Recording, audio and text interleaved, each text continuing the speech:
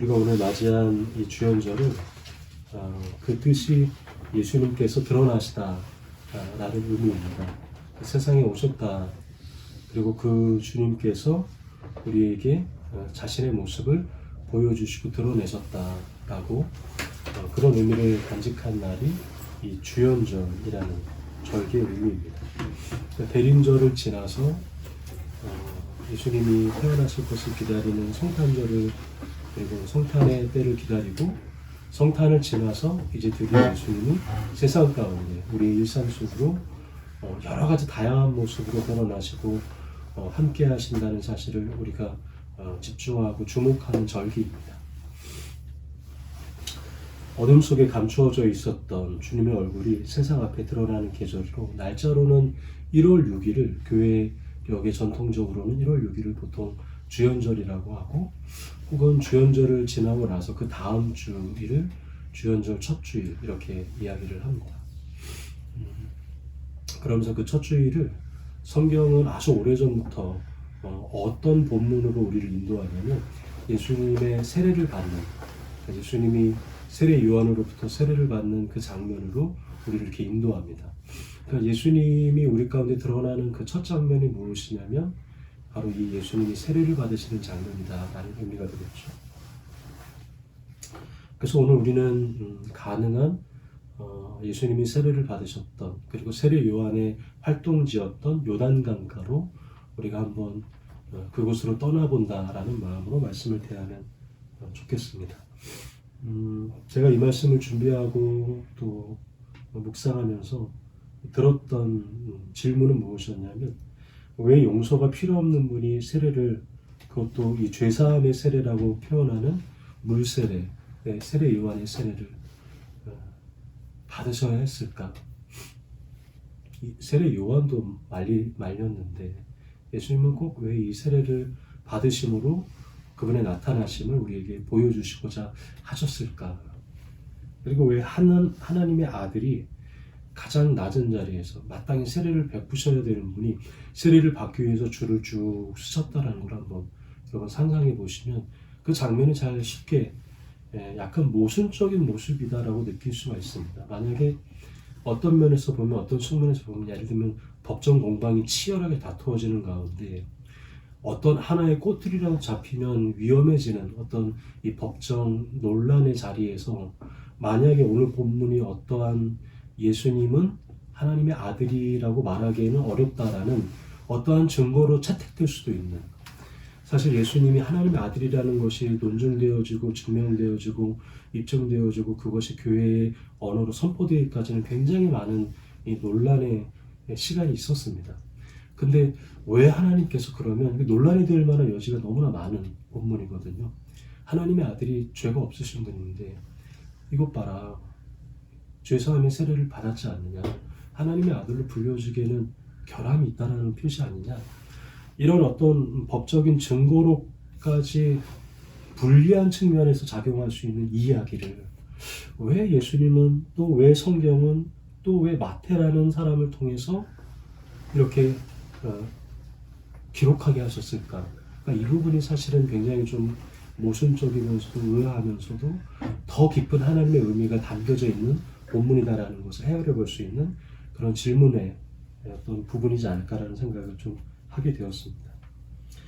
사실 이 질문, 왜 용서가 필요 없는 분이 세례를 받으셨는지, 왜 하나님 아들이 가장 낮은 자리에서 자신의 길을 시작하셨는지라는 이 질문이 오히려 역설적으로 하나님의 아들이 얼마나 우리와 함께 하기를 원하셨는가를 보여주시는 하나님의 사랑의 극대화된 표현이고 이야기라는 것이 이 말씀을 묵상하면서 우리가 생각하는 그런 부분입니다. 그래서 주연절은 예수님이 어떻게 드러나시냐면 막 거대한 무슨 막 빵빠레를 울리고 하늘에서 막 엄청나게 막 쏟아지면서 능력의 불이 막 임하고 이게 아니라 예수님은 늘 우리들에게 어떻게 임하시냐면 작게 그리고 낮은 강가에서 그리고 죄로 인하여 고통받고 있고 죄의 세례가 필요한 우리 인간들과 같은 모습으로 기다리시며 그 열에 함께 서심으로써 예수님은 우리와 함께 나타나셨다. 우리에게 나타나셨다. 바로 이것이 주연절을 통하여 성경이 우리에게 그토록 말씀하고 있기 원하시는 예수님의 모습입니다. 그 부분을 한번 우리가 좀 더 주목하며 그 요단강가로 한번 들어가 보면 좋겠습니다. 오늘 본문에는 예수께서 세례를 받으시다라는 소제목이 붙어 있습니다. 성경에 보면 다 작은 소제목이 있지 않습니까? 특별히 이 장면에 이르기 직전에 요단강가에 이미 한 사람의 목소리가 울려 퍼지고 있었어요. 회개하라, 천국이 가까이 왔느니라. 예수님도 동일한 메시지로 마태복음 4장 17절부터 이 이야기를 선포하시면서 공생애를 시작하시는데, 그보다 앞서서 세례 요한이 먼저 이 동일한 메시지를 선포합니다. 세례 요한의 목소리죠. 그러면서 세례 요한이 자기보다 뒤에 오시는 분이 있다는 것을 아주 명확하게 이렇게 이야기합니다.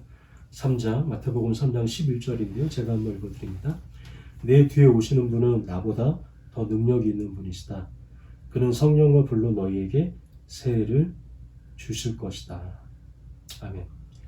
우리가 이전에 그 대림절 아침 기도회 할 때도 본문 중에 세례 요한의 본문을 보면서 이때는 이 요한이 이런 이야기를 할 때는 아직 예수님이 공생의 사역에 전면에 등장하지 않았던, 그러니까 아직은 조용하고 묻혀 있었던 존재, 그러한 존재였던 예수님, 아직 전면에 등장하지 않았음에도 불구하고 요한이 아직 드러나지 않은 예수님의 모습을 어떻게 알았는지, 그 예수님에 대하여 아주 분명하고 명확하게 그러한 분이 내 뒤에 오실 것이다라고 이야기를 합니다. 이건 요한의 어떤 삶의 태도와 요한의 삶의 신앙을 반영하는 말이겠죠. 자기가 주인공이 아니라는 것을 늘 그는 알고 있었던 것입니다. 그리고 어느 정도 시간이 흘렀는지 모르겠지만 어쨌든 시간이 흘러서 그 날도 요한이 어느 날과 마찬가지로 요단강에서 세례를 주는 때였습니다. 사실 당시 유대 공동체에도 세례가 있었습니다. 그런데 요한이 주는 세례와는 좀 달랐어요. 당시 유대 공동체에서 세례는 일종의 정결 예식, 그러니까 사람의 몸이 부정해졌을 때 그것을 정결케 하도록 물로 씻는 것 중에 하나의 일환이었습니다. 그래서 준비 기간이 다 있었어요. 어떤 정결 의례는 이 정결 예식을 갖기 위해서는 약 길게는 1년 정도 준비 의식이 필요한 예수도 있었는데, 근데 세례 요한의 세례는 그와는 달랐습니다. 세례 요한의 준비는 딱 하나였어요. 돌이켰는가라는 겁니다. 회개의 삶으로 방향을 전환했는가.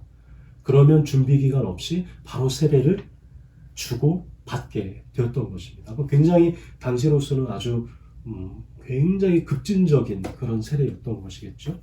그날도 마찬가지로 요한이 세례를 주는데 자신이 말하던 그 사람이 세례를 받으러 서 있는 것입니다. 자기가 그토록 기다리고 있었던 메시아, 성령과 불로 세례를 주실 분이 세례를 받으러 다른 여타 사람들과 함께 줄을 서서 기다린 겁니다. 요한이 매우 당황한 것이죠. 그래서 요한이 이렇게 말립니다. 14절인데요. 14절을 한번 우리가 같이 한번 읽어보실까요? 함께 읽겠습니다.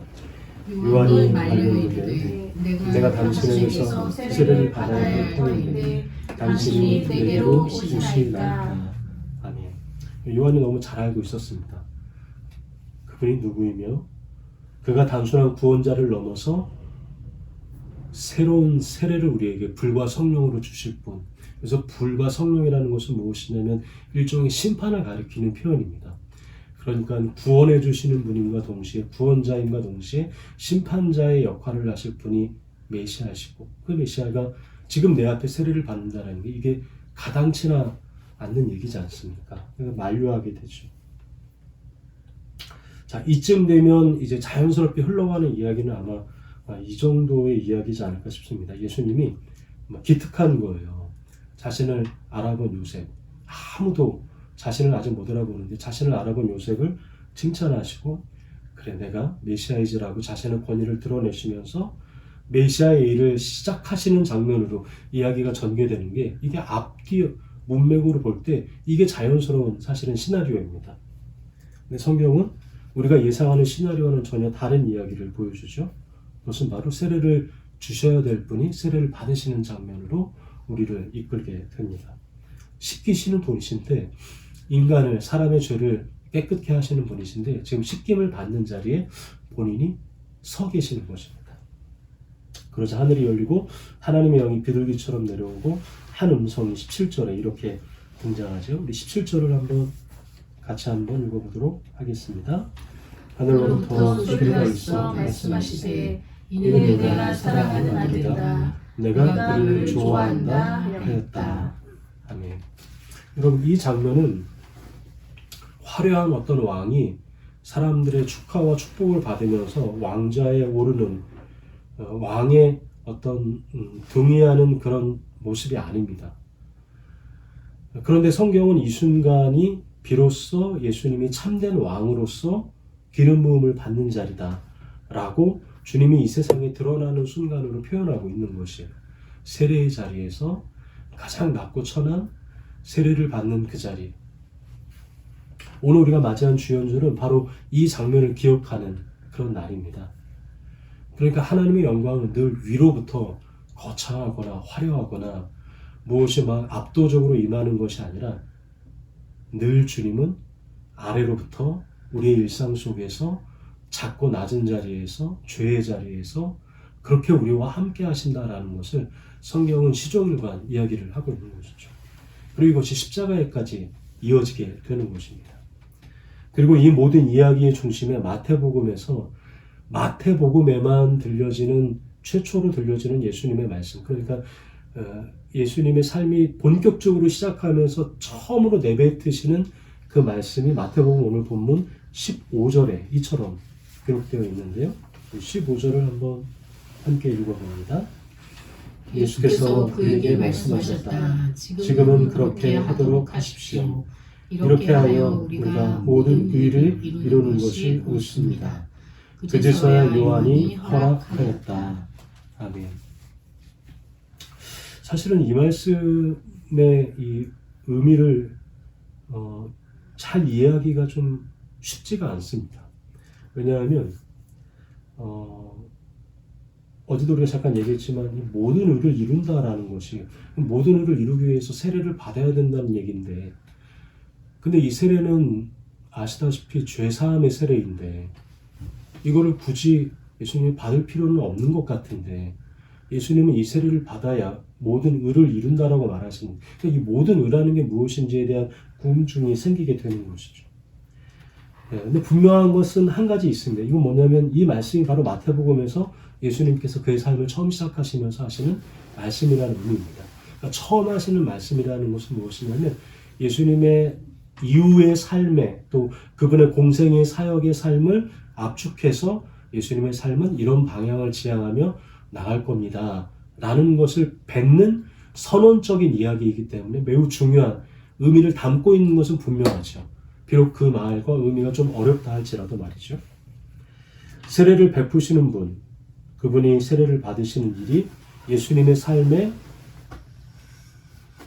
동기다라는 겁니다. 기본 방향이다.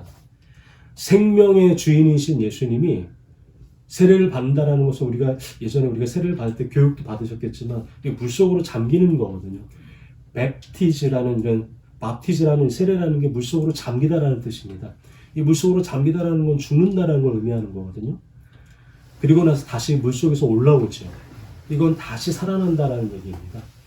근데 물속에 잠긴다라는 것은 죽는다라는 의미를 가리키는 표현이거든요. 근데 예수님은 생명의 주인이신데 지금 죽음의 물속으로 잠기는 것이 이게 예수님의 삶의 지향이다라는 것을 지금 가르쳐 주시는 이야기입니다. 이 모든 이게 일종의 역설입니다. 역설. 예수님의 삶이 이러한데 그 삶을 표현하는 것이 사람들이 생각하는 것과 예수님이 실제로 살아가고자 하는 삶의 방향과 너무나 반대의 이야기를 지금 예수님이 세례를 통하여 주연절의 이 절기에 보여주는 것입니다. 그러면서 이 모든 역설을 두고 예수님이 하시는 한마디 말씀이 뭐냐면 이렇게 하는 것이 모든 의를 이루기 위한 것이다 라고 얘기합니다.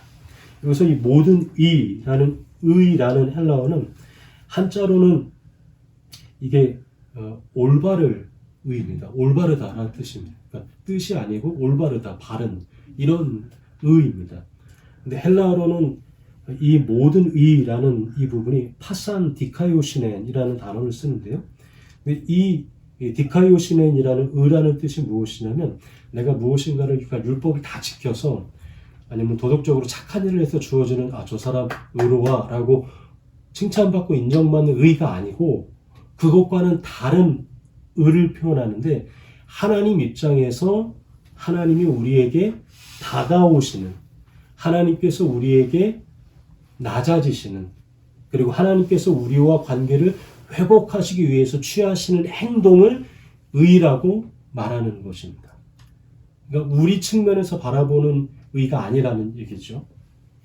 좀 아마 이 말 자체가 좀 이해하기가 쉽지는 않을 것입니다. 좀 더 구체적으로 말하면 로마서에는 이 부분을 사도 바울이 이렇게까지 표현합니다. 내가 죄인 되었을 때, 내가 원수 되었을 때에도 하나님의 의를 찾아오셨다 이렇게 얘기를 합니다. 그러니까 우리가 더 이상 하나님과 가까워질 수 있는 가능성이 0.1%도 없는 그때에 하나님이 우리에게 다가오셔서 자신을 주셨다라고 얘기하고 이것이 복음의 핵심이다라고 사도 바울은 이야기를 하는데요. 그렇게 우리에게 다가오시는 이 행위를 디카이오시는 의로움, 하나님의 의로움 이렇게 성경은 표현하는 것입니다. 아무런 가능성도 없어 보이는 곳에서 끝내 믿음으로 하나님을 붙드는 이들은 하나님이 살리시고자 취하신 행동, 그 사랑을 가리키는 표현이 이 의라는 표현입니다. 그러니까 우리와는 상관이 없는 거예요. 무슨 얘기냐면 우리의 사랑의 방식이 아닌 거예요. 우리는 사실은 A와 B가 있으면 A도 어느 정도를 해야 B도 사랑하지 않습니까? 그러니까 주는 게 있고 받는 게 있어야 이게 우리가 사랑의 방식, 서로가 사랑이 이루어진다고 생각하지 않습니까? 심지어 자녀들, 부모와 자식들과의 관계에서도 말이죠. 근데 하나님의 사랑의 방식은 그런 우리의 방식과는 상관이 없다라는 얘기입니다. 하나님은 아주 고집스러운 사랑의 방식으로 우리가 하나님과 원수가 되었을 때, 죄인이 되었을 때, 하나님을 등졌을 때 그렇게 우리에게 찾아오셨다. 그리고 그것이 바로 하나님의 의다라고 성경은 말하고 있는 것이죠. 공교롭게 한문으로 이 오를 의자를 좀 분석하게 되면 오를 의자의 위에는 어떤 글자가 있냐면 양자가 그려져 있습니다. 그리고 그 아래는 어떤 글자가 있냐면 나라는 아자가 이 양자 위에 이렇게 있습니다. 그러니까 이제 고대 사람들이 올바름이라는 걸 어떻게 표현했냐면 양이라는 것은 고대에 제물로 바쳤던 대표적인 제물이거든요. 그러니까 제물 앞에 내가 서 있는 것을 고대 사람들은 의로움이라고 말하는 것입니다. 그러니까 내가 무엇을 하고 이루고 성취하고 무엇인가를 선하게 살고 이것이 의로움의 기준이 아니고 나를 대신해서 죽는 어떤 제물 앞에 그 양 앞에 내가 나아가는 게 그게 옳다라고 고대인들이 생각하는 것이 너무 신기하지 않습니까? 이 고대 한자가 유대에서 만들어진 게 아닌데도 어떻게 의로움이라는 것이 그렇게 풀어지는지 어찌됐든 말이죠. 의로움이라는 것은 우리와는 관련이 없는 하나님의 영역이다라는 것이 성경의 의미. 그래서 우리 영원한 어린 양 되신 예수님 우리 가운데 제물로 오셨다라고 우리가 말하지 않습니까? 바로 그것이 의로움이고 그 모든 의를 이루기 위해서 우리가 이 세례를 예수님이 세례를 받고자 하셨던 것이죠. 그러면서 세례를 받기 위해서 예수님이 줄을 서신 것입니다. 세례를 받는 우리와 똑같은 배열. 예수님이 특별한 자리에 서 계시는 게 아닙니다. 우리와 같은 자리에 서서 같이 세례를 받아주셨다라는 얘기입니다. 그 자리에서 예수님은 죽음을 상징하는 물속으로 기꺼이 잠기십니다.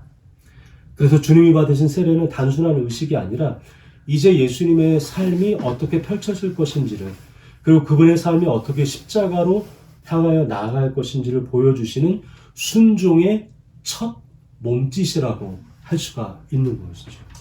이보다 더 적절한 예수님의 삶을 드러낼 만한 표현이 어디 있겠습니까? 예수님의 삶 전체가 언제나 이 방향을 향하고 있었습니다.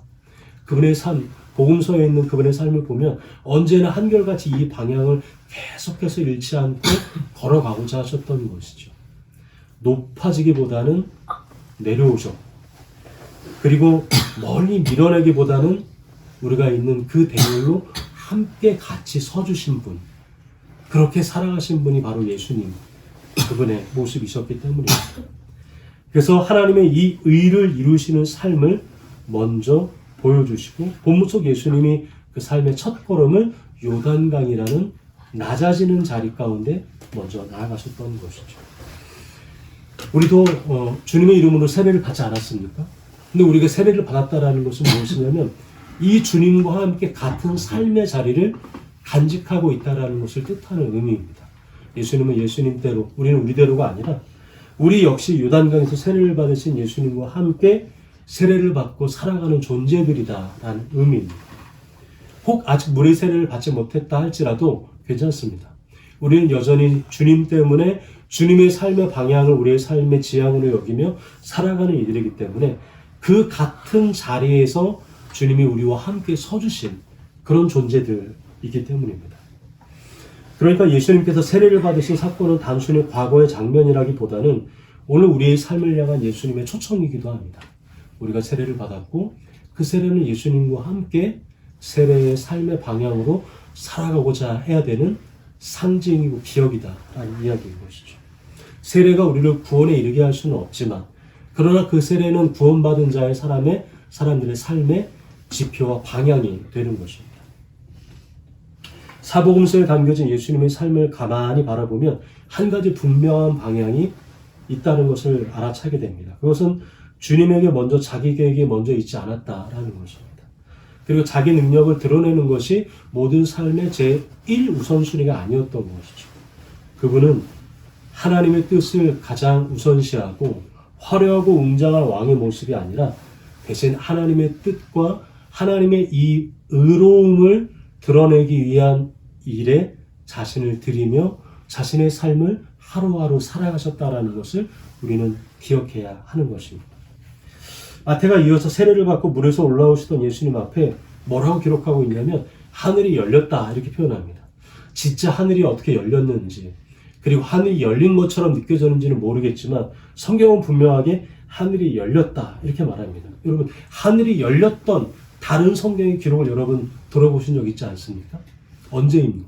사도행전에 보면 스데반이 순교를 당할 때 고통의 한복판에서 그가 경험했던 게 뭐냐면 하늘이 열리고 하나님 보좌 우편에 예수님이 함께 앉으신다는 사실을 그가 눈이 열려서 보게 되었습니다. 그때 하늘이 열렸다라고 성경은 기록되고 있습니다. 예수님의 세례의 장면에서도 하늘이 열렸어요. 그리고 하늘이 열림 속에서 예수님은 자신을 드러내셨습니다. 우리에게. 이 말은 무슨 말이냐면 하늘이 먼저 열리고 나서야 예수님은 예수님의 삶이 열어지기 시작했다라는 것입니다. 우리도 마찬가지 아닐까 생각이 듭니다. 우리도 우리 안에 있는 하늘이 먼저 열려야 되는 것입니다. 그래서 우리의 삶도 우리의 삶이 시작이 되는 것이죠. 그리고 이 장면에서 마태는 계속해서 표현하기를 성령이 임하시는데 비둘기같이 임하시는 성령이 예수님께 임했다 이렇게 이야기합니다. 이것은 하나님의 임재를 드러내는 부분이죠. 하나님의 영이 함께 하신다. 물론 하나님의 성령은 이때에만 임하신 게 아니었죠. 특정한 장소, 특별한 시간대만 임하시는 분이 아닙니다. 어느 자리 어느 곳이든지 주님과 함께 하셨고 우리와 함께 하시는 분이시죠. 근데 이 장면은 특별히 하나님의 충만한 임재가 그분의 성령의 충만한 임재가 넘치도록 함께 하셨다라는 것을 예수님의 한 인격 안에 충만하게 넘치시고 머무르고 계셨다라는 사실을 보여주고 있는 장면인 것입니다. 즉 성령은 어떤 건물이나 어떤 잘 짜여진 제도나 어떤 규격화되어 있는 어떤 순서에 임하는 게 아니라 성령은 예수님 안에 임한다라고 말하는 것입니다. 그리고 그 예수님을 우리가 믿고 따르는 우리 안에 성령은 언제나 충만하게 비둘기같이 우리 가운데 임하신다라는 이야기를 하고 계시는 것이죠. 그리고 마침내 하늘로부터 울려 퍼지는 하나의 음성을 듣게 됩니다. 17절의 말씀을 다시 한번 읽어보면 좋겠습니다. 하늘로부터 소리가 있어 말씀하시되 이는 내가 사랑하는 아들이다. 내가 그를 좋아한다 하였다. 아멘. 여러분 이 말씀은 참 언제 들어도 우리 마음에 위로가 되지 않습니까? 사랑한다, 좋아한다, 기뻐한다. 이렇게 말씀해 주시는 대목을 듣고 기분 나빠할 여지가 없기 때문이죠. 근데 여러분, 이 말씀의 근원이 사실은 이렇게 마냥 좋은 것이다라고 여길 만한 그런 맥락에서 주어지는 말씀은 아닙니다. 사실 이 말씀의 근거는 이사야서 42장에서 비롯된 말씀이다라고 많은 성경학자들이 이야기하고 있습니다. 이사야서 42장은 고난받는 종의 노래를 가리키는 그런 본문인데요. 거기서부터 흘러나온 언어이죠. 제가 읽어드리면 이렇습니다. 이사야서 42장 1절부터 3절인데요. 보라, 내가 붙드는 나의 종, 내 마음에 기뻐하는 나의 택한 사람이라. 내가 나의 영을 그에게 주었은즉 그가 이방에 공의를 베풀리라. 그는 외치지 아니하며 목소리를 높이지 아니하며 거리에서 그 소리를 들리게 하지 아니하며 사한 갈대를 꺾지 아니하며 꺼져가는 등불을 끄지 아니하고 진리로 공의를 베풀리라. 아멘. 좀 다르죠? 하나님 우리를 사랑하신데, 하나님 우리를 기뻐하신데 라는 결과는 좀 다릅니다. 근데 사랑하시고 기뻐하시는데, 사랑하고 기뻐함으로 인해서 우리가 감당해야 될 삶이 무엇인지에 대해 말하고 계시기 때문에 이게 좀 무게가 있는 사실은 음성이지 않는가 생각이 듭니다. 굉장히 역설적인 부분이시죠. 그러니까 요단강에 들려온 너는 내 사랑하는 아들이다 라는 하늘이 열려지고 들려지는 이 음성은 어찌 보면 그 뒤에 이 말을 생략한 말씀일 수도 있어요. 너는 내가 사랑하는 아들이라 내가 너와 함께한다. 그러나 이 길은 네가 끝까지 가야 할 것이다. 이 뒷부분에 말이 생략되어 있는 말씀일 수도 있다는 것입니다. 근데 여러분, 이것은 예수님에게만 들려지는 음성이 결코 아닙니다. 예수님과 함께 세례를 받고 그 삶의 지향을 가지고 살아가는 저와 여러분에게도 동일하게 사랑하는 내 아들아, 내가 너를 기뻐한다. 그러나 너는 이 길을 끝까지 걸어야 할 길이다. 제가 여기까지 말씀을 준비하면서 예수님의 세례 받으시는 이 장면 가운데 머물러 있다가 문득 하나의 시가 이렇게 떠올랐습니다. 그것은 도종환 시인의 담쟁이라는 시였습니다. 제가 그 시를 다시 찾아보니까 그 시에는 이런 표현이 있었습니다. 제가 한번 읽어드려 보겠습니다. 저것은 벽, 어쩔 수 없는 벽이라고 우리가 느낄 때 그때 담쟁이는 말없이 그 벽을 오른다. 저것은 넘을 수 없는 벽이라고 고개를 떨구고 있을 때 담쟁이 입 하나는 담쟁이 입 수천 개를 이끌고 결국 그 벽을 넘는다. 이 담쟁이라는 것은 담쟁이 덩쿨을 의미합니다. 이 덩쿨의 특징이 무엇이냐면 나무처럼 스스로 서지를 못해요.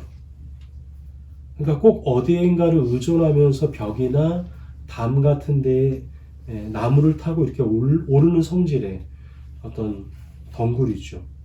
근데 놀랍게도 오르는 대상에 상처를 입히지 않습니다. 뭐 이렇게 뭘 패서 이렇게 거기를 움푹 패어서 이렇게 갈고리처럼 오르는 게 아니고 아주 작은 그 어떤 접촉면에서 작은 액체가 조금씩 나와서 그게 본인과 이 덩굴과 나무를 이렇게 흡착하게 하는 것이죠. 그러니까 언제든지 떼면 또 떼어집니다. 붙어서 머무르는 방식으로 담쟁이가 살아가는 라이프 스타일인 것이죠. 근데 굉장히 느립니다. 이게 아래 붙어 있으면 언제 저 나무 끝까지 올라갈지 모를 정도로 굉장히 느려요. 근데 꾸준하게 언제나 올라갑니다. 언제나 조금씩 자라요. 근데 담쟁이 혼자 예를 들면 벽이 있다고 하면 벽을 넘어가지 않습니다. 담쟁이 잎 하나가 이렇게 넘어가면 담쟁이 잎 전체가 다 담쟁이와 함께 그 벽을 다 넘어가게 됩니다. 강하지도 않아요. 특별히 바람이 불거나 특별히 어떤 자기를 보호할 만한 대안이 없습니다. 그리고 눈에 잘 띄게 보이지도 않습니다. 움직이는 게 많죠. 그저 내가 붙어있는 어떤 나와 다른 존재와 서로 붙어있는, 그래서 같은 방향을 향해서 자라는 그런 식물입니다. 저는 이 담쟁이의 모습 속에서 오늘 본문의 세례를 받으시는 예수님, 우리와 같은 대열에 서신 예수님의 모습을 한번 떠올려 보게 되었습니다.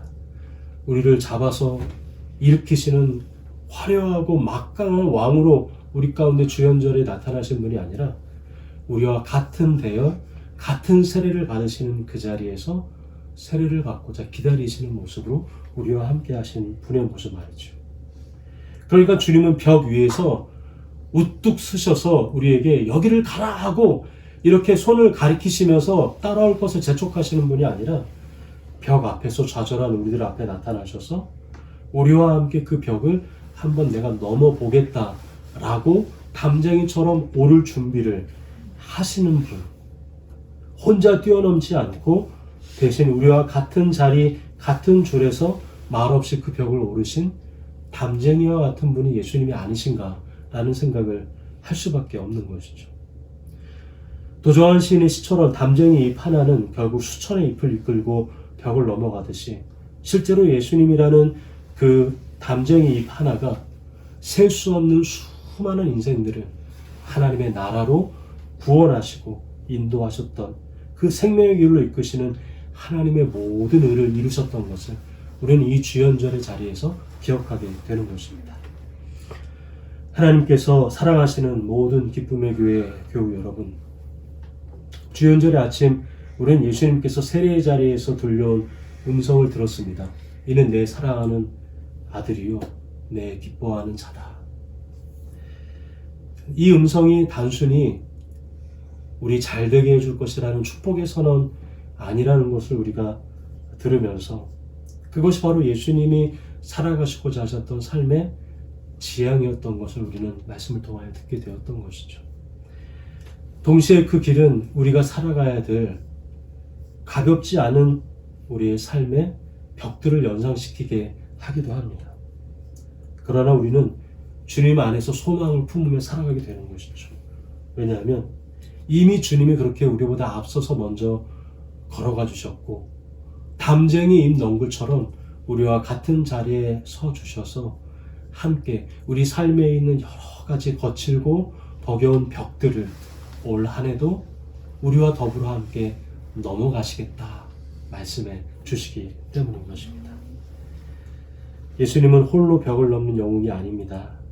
우리와 같은 자리에 서서 우리와 함께 벽을 넘으시는 담쟁이 예수님인 것이죠. 말없이 벽을 오르긴 오르시되 잎 하나로 시작해서 모든 일으키시는 담쟁이처럼 오늘도 그 예수님과 함께 우리가 마주하는 벽들이 있다면 그 벽들을 주님 앞에 내어놓고 분명한 모습으로 함께 하시는 주님과 함께 우리의 벽들을 조금씩 넘어가신 그런 이 한 해 우리의 삶이 되기를 주님의 이름으로 축복합니다. 아멘. 함께 기도하겠습니다. 이 시간에 말씀을 붙잡고 함께 기도하기 원합니다. 주님은 우리와 함께 같은 자리, 같은 열에 서 주셨습니다. 그것은 바로 예수님의 삶의 방법이었고 살아가는 모습이었죠. 우리와 함께 서시는 주님. 그러니까 우리가 마주하는 벽도 내가 너와 함께 이 벽을 한번 넘어가 보리라 말씀하시는 담쟁이 예수님, 그 예수님을 우리가 이 시간 다시금 기억하기 원합니다. 우리와 함께 하시는 주님이라면 괜찮을 것 같습니다. 그 주님과 함께라면 우리는 담쟁이 예수님과 함께 넘어가는 또 다른 담쟁이 잎이라는 사실을 잊지 않고 살아가겠습니다. 말씀을 기억하며 잠시 함께 기도하겠습니다. 하나님 감사합니다. 오늘 우리의 삶 속에 말씀하시고 주님 특별한 가운데 기억을 때문에 보여주시는 감사를 드립니다. 우리 앞에 있는 수많은 벽들 하나님 담쟁이처럼 우리와 함께하여 주시고 함께 벽을 넘어 서시는 예수님을 오늘 다시 말씀을 통하여 바라보게 하시니 감사합니다. 주님이 세례를 통하여 우리의 삶 또한 주님과 함께 세례를 받고 살아가는 삶입니다. 자신의 의로움과 자신의 계획만을 앞세우지 않게 하시고 스스로 낮아져 세례의 물가로 서시며 하나님 아버지의 뜻을 향하여 한 발자국 한 발자국 그의 삶을 걸어가신 예수님처럼 우리도 그 은혜에 머무는 삶을 살아가게 하여 주시옵소서. 그래서 우리의 삶이 점점 더 버겁고 앞이 보이지 않는 벽처럼 느껴지는 순간에도 주님의 세례의 한복판 담쟁이 예수님과 함께 우리의 삶을 살아가게 하여 주시옵소서. 너는 내가 사랑하는 딸이다. 너는 내가 사랑하는 아들이다. 그 음성을 의지하여 오늘도 주님과 함께 믿음의 길을 걷게 하여 주시옵소서. 아멘. 예수님의 이름으로 기도드립니다. 아멘.